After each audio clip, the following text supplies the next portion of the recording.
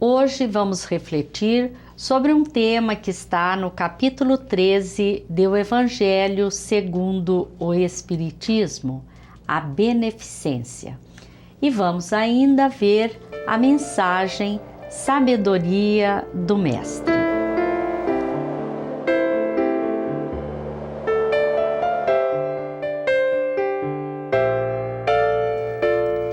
No capítulo 13 do Evangelho segundo o Espiritismo, o Espírito Vicente de Paulo, em uma belíssima mensagem, nos diz: sede bons e caridosos, essa a chave dos céus, chave que tendes em vossas mãos.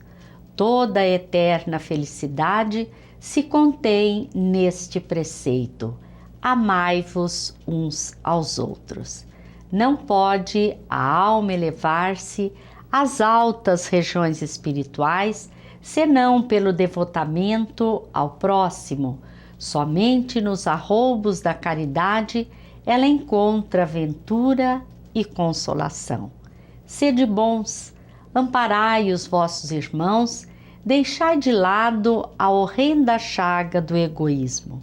Cumprido esse dever, abrir-se-vos-á o caminho da felicidade eterna. Convidamos Marcelo Pinesi Pereira para estar conosco e falar sobre este assunto. Agora vamos ver a mensagem do Momento Espírita. Ele era um sábio, muito adiante de todos os de seu tempo, em conhecimentos e experiência, deixou lições imorredoras. Falava por parábolas, tecendo um colar de pérolas que deveria ser desfiado no transcorrer do tempo. Quão pouco ainda o conhecemos. Narram as tradições espirituais que, quando se desprendeu a nebulosa terrestre do núcleo central do sistema, Jesus a recebeu em suas mãos e com zelo dispôs todos os detalhes, a fim de que, transcorridos milênios, o homem pudesse aportar com segurança no planeta que lhe deveria servir de lar e escola. Deliberou também a formação do seu satélite. A Lua seria a âncora do equilíbrio terrestre nos movimentos de translação que o globo efetuaria em torno do Sol. Seria ainda um manancial de forças ordenadoras da estabilidade planetária. O planeta nascente necessitaria da sua luz polarizada, cujo suave magnetismo atua na criação e reprodução de todas as espécies nos variados reinos da natureza. Ele dispôs as camadas de ozônio a 40 e a 60 quilômetros de altitude da crosta, a fim de que pudessem filtrar devidamente os raios solares. Definiu as linhas de progresso da humanidade futura, estabelecendo a harmonia de todas as forças físicas que presidem ao ciclo das atividades planetárias. Ninguém lhe viu as mãos augustas em todo o processo de preparação do futuro lar dos homens. Por isso, no transcorrer dos milênios, substituíram a sua providência pela palavra natureza. Contudo, foi ele, em nome do Pai Criador, o divino escultor das formas de vida e das belezas que até hoje extasiam o homem. O homem que estuda a biodiversidade marinha e descobre sempre novas e surpreendentes formas de vida. Seres estranhos, portadores de luminosidade própria, por viverem em zonas abissais, por exemplo. O homem que se dedica ao estudo da botânica e da zoologia, verificando a perfeição de todo o processo da criação, reprodução e manutenção das espécies. O homem que pesquisa e descobre paulatinamente os benefícios infindáveis oferecidos pela flora. Além da beleza dos matizes, da manutenção da cadeia reprodutora e alimentar, a extraordinária e benéfica ação farmacêutica. Sim, foi Jesus, o divino escultor, o governador do planeta Terra, quem, com os operários da espiritualidade, tudo planificou e tudo elaborou. Ele que fez a pressão atmosférica adequada ao homem, também estabeleceu os grandes centros de força da ionosfera e da estratosfera. Pastor de todas as almas que lhe foram confiadas pelo Divino Pai, antecipou em milênios as providências para o estabelecimento da vida física na Terra.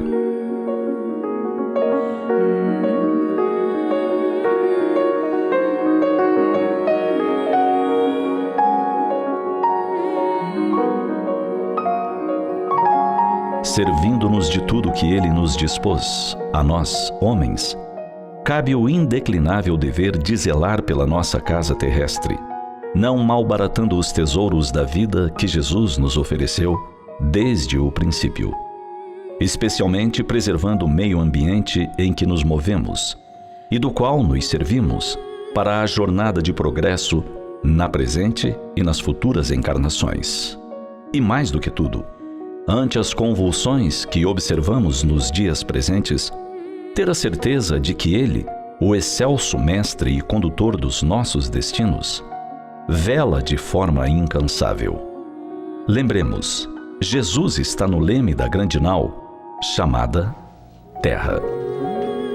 Sabedoria do Mestre é o título desta mensagem que está no CD número 26. Você pode adquirir os CDs, DVDs e livros do Momento Espírita no site momento.com.br. Agora vamos conversar com Marcelo Pinesi Pereira, palestrante espírita da cidade de Campo Mourão. Olá, Marcelo, é uma alegria muito grande para nós estar com você nessa oportunidade. No capítulo 13 do Evangelho segundo o Espiritismo, nós encontramos anotações, reflexões sobre a beneficência. O que é a beneficência? Toda a mensagem de Jesus, ela vem no sentido de transformação. Então, fora da caridade não há salvação, nos diz que nós precisamos viver a mensagem de Jesus. Que a mensagem de Jesus há que ser uma mensagem viva em nossas vidas. Uma mensagem que tenha efeito, que nós possamos sentir e vivenciar a todo instante. Então, conforme encontramos no Livro dos Espíritos, o verdadeiro sentido da caridade é benevolência, é indulgência, é o perdão. O que nos remete à ação de vida renovada. Ora, ser benevolente é ver o mundo com bondade, olhar o outro com bondade. Indulgência com as imperfeições alheias é reconhecer-se imperfeito. Ora, eu erro. E por que quero exigir do outro a perfeição que ele não tem e que nós não temos? E, principalmente, a recomendação do Mestre do perdão. Perdoar 70 vezes 7, ou seja, perdoar sempre. Porque na vida nós vamos encontrar dificuldades de relacionamento. Porque a forma de pensar é diferente. Os gostos são diferentes, os ideais são diferentes. Mas nós temos que aprender a conviver juntos, um aceitando as diferenças. E eu não tenho que mudar o outro, eu tenho que me mudar e auxiliar o outro no que for possível. A recomendação é conosco, o outro a gente convida, mas nós temos que fazer. Então nós devemos exigir de nós uma postura de acordo com a mensagem do Cristo, mas convidar o outro com mansuetude, com fraternidade, com solidariedade. E nós queremos fazer ao contrário. Nós queremos exigir que o outro mude sem mudar. E aí nós não temos essa autoridade para fazer isso. Inclusive, conforme a doutrina espírita nos ensina, a caridade, como ensinou Jesus, a beneficência, ela é boa, é bom para quem a pratica, não é, Marcelo? Com certeza. É muito melhor para quem pratica. Claro que quem recebe é o alívio. O alívio da dor, o alívio da fome, do frio, não é? Então é uma bênção. Mas quando nós começamos a praticar, nós estamos vencendo o maior mal que habita em nós, o nosso egoísmo. Essa coisa de só pensar no que é bom para nós, para o nosso prazer, e esquecemos do outro, esquecemos da dor alheia. Então a vida passa a não ter sentido.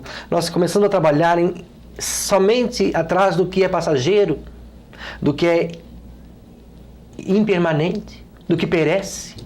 E deixamos de trabalhar a essência. Somos espíritos imortais, somos deuses, conforme Jesus nos indicou. É preciso vivermos como espíritos imortais temporariamente no corpo físico, e não ao contrário. A gente passa a viver como um corpo trazendo as coisas para o corpo e esquecendo a essência. Então, quando nós começamos a exercitar o amor na caridade, quando nós começamos a nos preocupar com a dor alheia e diminuí-la, nós vamos esquecendo dessas bobagens e vamos nos permitindo viver realmente. Conforme você está colocando, a prática da caridade é muito ampla, não é? E aqueles que vivem da caridade alheia, eles podem de alguma forma praticar a beneficência, Marcelo? Com certeza. Não há quem não possa fazer o bem. Todos nós temos algo a oferecer, se desejarmos, se vencermos o nosso egoísmo. Então, aquele que tem as coisas materiais pode saciar a fome, a sede, o frio, não é? Dar teto a quem não tem. Mas todos nós podemos nos dar. E aí nós vemos que existe a caridade material e a caridade moral, ou a beneficência moral e material. Eu posso ofertar aquilo que eu tenho, aquilo que eu estou trabalhando, ver o mundo com otimismo, não é? Trabalhar essas conquistas que são reais, né? Que mudam o nosso viver. Quantas vezes sentimos falta de um ombro amigo, de um ombro amigo, de um sorriso, de uma consideração, de sermos educados, passar pelo outro e ver, cumprimentar. Hoje a gente vive às vezes num prédio, não cumprimenta quem está no elevador, vive isolado no mundo e não é esse o papel. Nós somos seres que devemos viver em sociedade e viver em sociedade é interagir. Cumprimentar, ser educado, um sorriso jovial, ter horas de ver às vezes alguém que eu possa ajudar, não é? Coisas banais, ajudar um cego, uma pessoa idosa a atravessar a rua, ceder o banco do ônibus para uma pessoa mais velha, uma pessoa doente, uma pessoa... Quantas coisas pequenas nós podemos fazer no nosso dia auxiliando o outro. O outro vai se sentir mais feliz com o nosso auxílio. E com certeza vai ficar feliz para repassar, para ajudar também outro que ele possa. Então nós sempre podemos e devemos buscar ajudar, seja quais forem as nossas condições, mesmo quando auxiliados, né? Ajudar o outro em pouco que nós temos para dar. Como você colocou, né, e nós encontramos no Livro dos Espíritos, a caridade como a entendia Jesus, né? Benevolência, indulgência e perdão, né? O perdão, por exemplo, você poderia nos falar um pouco sobre ele? O perdão, hoje, vemos que é uma grande dificuldade das pessoas em perdoar. Primeiro, nós medimos as pessoas pelas nossas deficiências e pelas nossas virtudes, e já agimos equivocadamente. Mas nós vamos encontrar na nossa vida sempre desavenças, pensamentos diferentes, divergências de ideais. E nós confundimos esse pensamento diferente com dissentir. Eu posso divergir, eu posso pensar diferente, mas eu não devo nunca dissentir, porque o outro tem o direito de pensar como ele pensa, como ele consegue, né? Porque isso tem tudo a ver com a sua experiência de vida, os seus conhecimentos, os seus pensamentos. Então, quando surge a dificuldade de relacionamento, nós deveríamos sempre estender o perdão ao outro, né? Por quê? Primeiramente porque isso traz na vida social uma felicidade, uma alegria. Como é ruim ter inimigo, como é ruim a gente andar pensando que tem alguém que não gosta da gente, né? Segundo, que nós tiramos de nós essa mágoa, esse rancor, que nos fará enfermos. A enfermidade espiritual de não perdoar repercutirá no corpo, trazendo as enfermidades físicas, já comprovadas pela ciência, das influências dos nossos pensamentos em nossa saúde. Quando a gente não gosta de alguém, a gente fica vinculado a ela. A gente pensa mais em quem a gente odeia do que em quem a gente ama. Então a gente esquece o amor do filho, da esposa, do amigo e fica nessa monoideia de pensar e buscar vingança daquele que a gente não gosta. Perdoar é tirar o jugo pesado, é sentir-se leve, e é o dever do cristão que nós devemos buscar como ensinamento e como propósito de vida. Se o outro nos ofendeu, nos agrediu, perdoe. Assim nós fazemos a nossa parte. E se o outro não agir assim, é uma questão pessoal da intimidade dele. É muito comum se fazer o bem e receber a ingratidão em troca. É uma situação que, sem dúvida alguma, provoca um desagrado em nós. O que pensar e o que fazer nessa situação? Compreender. O bem deve ser feito, nós devemos aprender a fazer o bem com a ideia de ajudar o outro. auxiliá-lo, seja na sua necessidade material ou moral. Nós devemos buscar aprender a fazer sem exigir nada em troca. Nós não podemos dar exigindo que o outro nos pague com um sorriso, com algo que ele possa nos dar, nem mesmo com a consideração. Nós devemos buscar fazer o bem pelo bem. E se a pessoa nos paga com a ingratidão, é porque ela ainda não aprendeu a amar.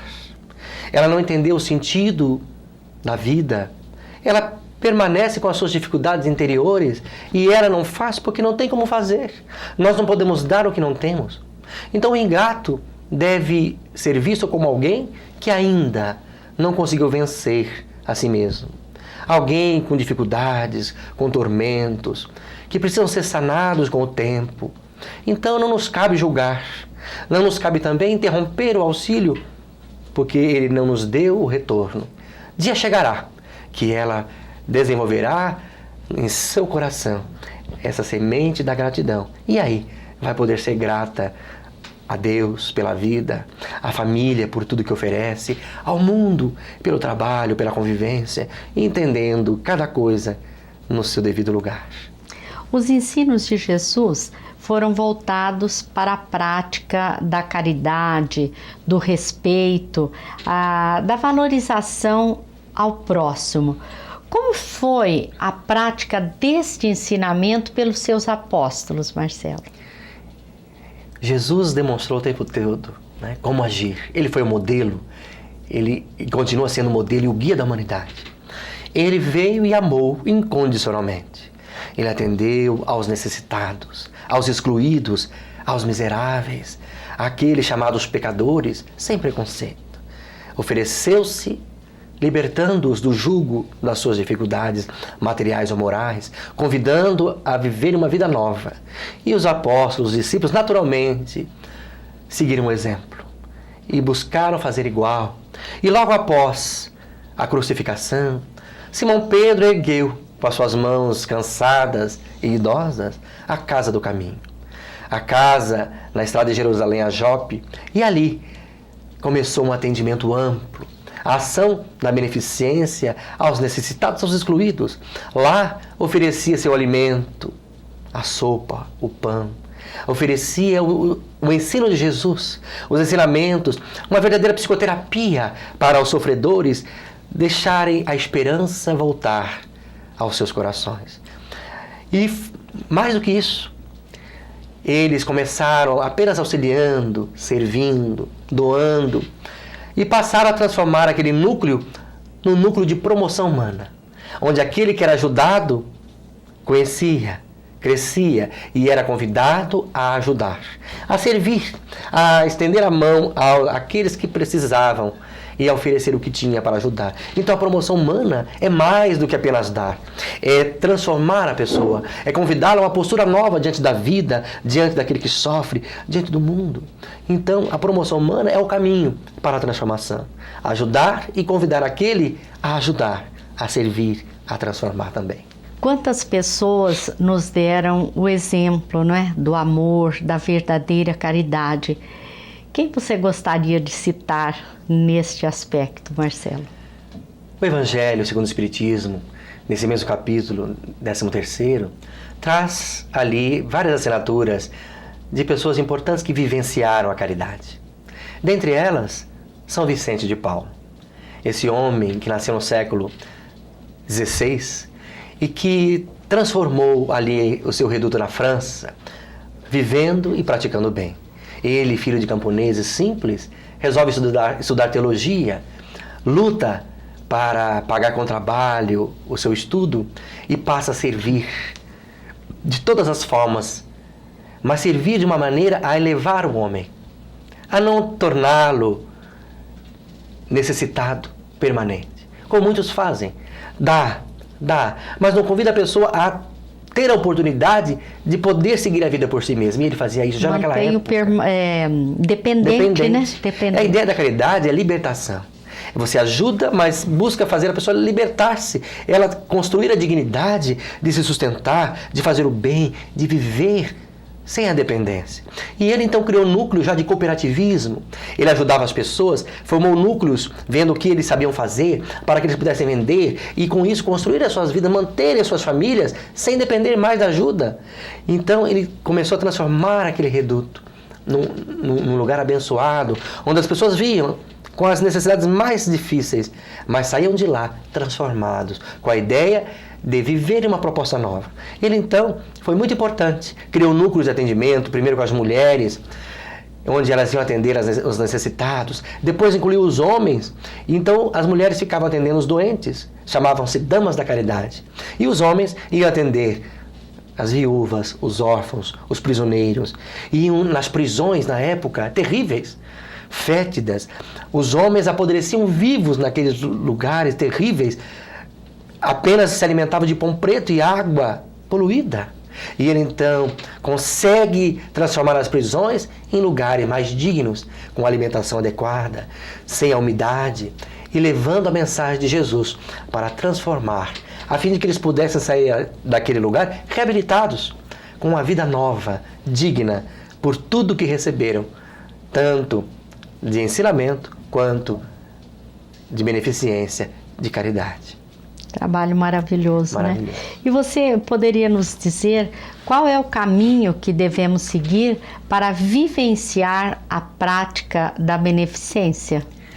Nosso caminho deve ser aquele de permanecer fazendo bem sempre. Nós não podemos fazer da mensagem de Jesus apenas algo no campo intelectual, algo no campo do conhecimento. É preciso que esse conhecimento venha ao coração, venha ao campo dos sentimentos e seja exteriorizado para atender aquele que sofre. Toda necessidade material e moral deve ser atendida. Isso é uma proposta de vida. Não é ter o dia de ajudar. Nesse dia eu ajudo.